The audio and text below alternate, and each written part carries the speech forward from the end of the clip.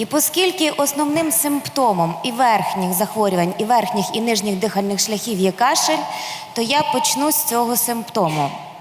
Взагалі скарги на кашель на сьогоднішній день мають 40% дорослого населення. Причому 30% відмічають саме нічний кашель. І що хочу наголосити, що тільки 10% з усіх кашляючих мають продуктивний кашель. Для чого я наголосила на цей факт, я розкажу пізніше. Взагалі на сьогоднішній день істинну причину кашлю ми можемо встановити у 100% пацієнтів. Причому успішно проведене лікування може бути у 80%. Чому у 80%? Тому що є захворювання, на які ми повпливати не можемо. Тому ми не маємо лікувати кашель, так? Ми маємо лікувати, спочатку діагностувати захворювання, яке призвело до утворення даного симптому, і лікувати це захворювання. Що ж таке кашель?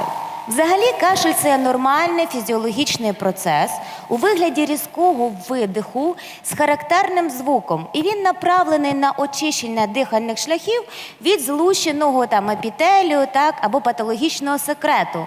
Коли для цього активності миготливого епітелію одного є недостатньо. Тобто це є нормально кашляти, так? Це є очищення дихальних шляхів. Взагалі і дорослі, і діти протягом дня вони можуть 1-2 рази нормально кашлянути, тобто це не є патологія. Як в нас відбувається саме симптом цей кашлю?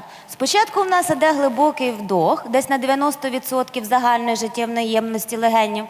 Змикається в нас голосова щілина, потім збільшується внутрішньоплевральний тиск, одночасно розкривається щілина і скорочуються експіраторні м'язи. І в нас відбувається різкий видих з високим значенням експіраторного потоку, і це приводить до евакуації в місто саме трахеобронхіального дерева. Коли до вас приходить пацієнт, я завжди кажу, що треба дуже багато часу виділити на те, щоб правильно зібрати анамнез. Тому що правильно зібраний анамнез – це, напевно, 70% успіху у встановленні діагнозу.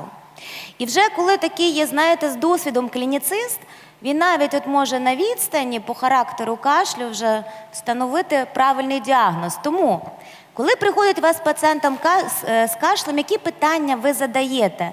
Перше питання – який цей кашель? Тобто є продуктивний чи непродуктивний кашель? Далі ви питаєте, скільки цей кашель у вас є? Тому що ви маєте оцінити, чи це є гострий, чи підгострий, чи хронічний кашель. Оце встановлення тривалості кашлю є дуже необхідне, тому що воно буде говорити про його ймовірну етіологію. Ви питаєте, як часто ви кашляєте, так? Чи ви епізодично, коли-неколи, що буде нормальним? Чи цей кашель є частий, постійний, чи він є рідкий? Наступне питання – глибина кашлю. Так само потрібно запитати це пацієнта. Коли пацієнт кашляє і дуже легко він відкашляє мокротиння, скоріше всього, що це буде все-таки запальний процес верхніх дихальних шляхів. Коли для того, щоб відкашляти секрет, пацієнту приходиться дуже так добре покашляти, так що в нього болять міжреберні м'язи, то це буде все-таки ознакою запалення нижніх дихальних шляхів. Так само ви питаєте, чим провокується кашель, тобто коли він виникає, або після чого відбувається підсилення кашлю. Тобто пацієнт, ви маєте задати якісь такі наводящі питання, так? Чи це пов'язане з фізичним навантаженням, чи це є психоемоційне збудження. От, наприклад, фізичне навантаження, якщо в нас у пацієнтів є дихальна недостатність, що при хозлах є бронхіальні астмі, так? То тоді при бронхітах, то тоді фізичне навантаження буде призводити до того, що буде збільшуватися кашель. Якщо ж цей кашель буде психогенний, що більше характерно для дітей психогенний кашель, а для дорослих характерна психогенна задишка, то навпаки, оце фізичне навантаження, воно буде призводити до того, що буде кашель зникати. Так само ви питаєтеся, чи пов'язане виникнення кашлю із прийомом їжі, і з положенням тіла, чи той кашель в горизонтальному положенні, чи в вертикальному положенні, так?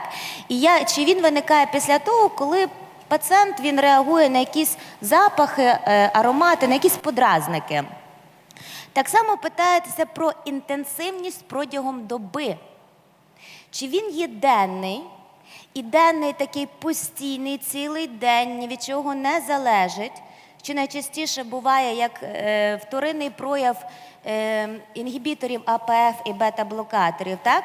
Чи цей кашель виникає тільки вночі, коли пацієнт спить, чи ранковий кашель, тобто той, який виникає десь з 4-ї, з 5-ї години ранку.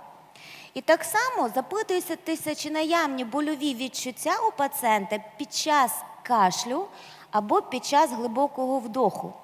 Тому що, наприклад, пацієнт каже, в мене болить грудна клітка.